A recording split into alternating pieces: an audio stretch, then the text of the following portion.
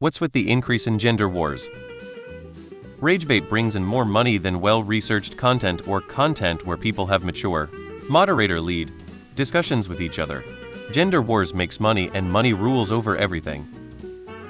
I just saw the Twitter video claiming women hate the good morning text.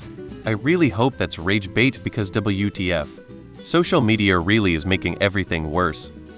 Can't have men and women on the same side. Then they'll realize they are getting fucked over by wealthy people. Increased? There used to be video games about it. https://n.m.wikipedia.org Wiki Gender Wars. Social media commentary has become such a cesspool of hate and neurotic negativity.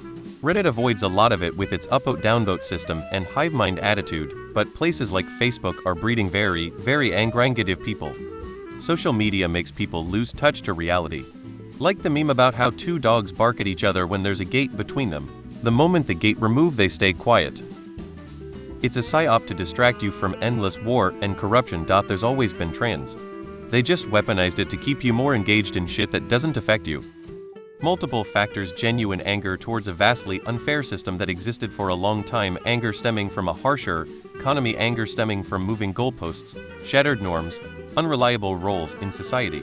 The people getting mad that they can't rely on being a man or being a woman to provide them with some level of self-soothing and acceptance into a larger system, a sense of respected identity, anger, being stoked by adversarial nations to promote disharmony, bot farms, etc.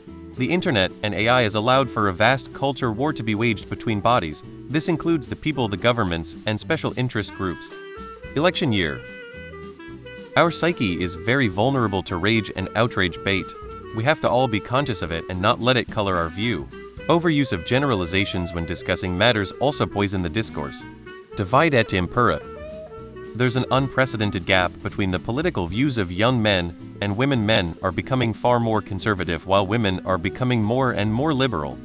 Based on what I can tell from the political division charts, I think in the US women started to feel distanced and more vocal about their grievances back around 2016 when their country elected Trump, an open misogynist, for president. The following year, the Me Too movement gained traction and it came out just how many women experienced sexual assault or harassment. In following years, Roe v. Wade, a court right that women had had for nearly half a century, was overturned, which represents one of the first times in US history that people lost a national civil right they used to have. Since then, women have continued to watch on the news states passing extreme abortion-related laws that pay no regard to the well-being of pregnant people. All of these events combined have made women feel reasonably attacked and distrustful of their broad treatment as a group. I suspect that gender relations would improve if the country as a whole started taking more steps forward with women's rights and equality instead of going backwards. Give people a platform, social media, and they'll fight about anything. What's with the increase in laws restricting women's access to healthcare and regulating what they can do with their bodies? I mean, should they just kinda shut up about it? Seems like part of a reasonable response to me. Us vs them across the board. Pretty soon we'll be choosing sides based on eye color. Republicans hate women. Everything you see nowadays in the media and politics has the single agenda of dividing us along any line possible. I think the answer to pretty much every pointless us vs them debate out there is to look for who's getting rich off of it. Those that would consider themselves our overlords will use any tactic available to divide, conquer us. People are much easier to control when divided into groups.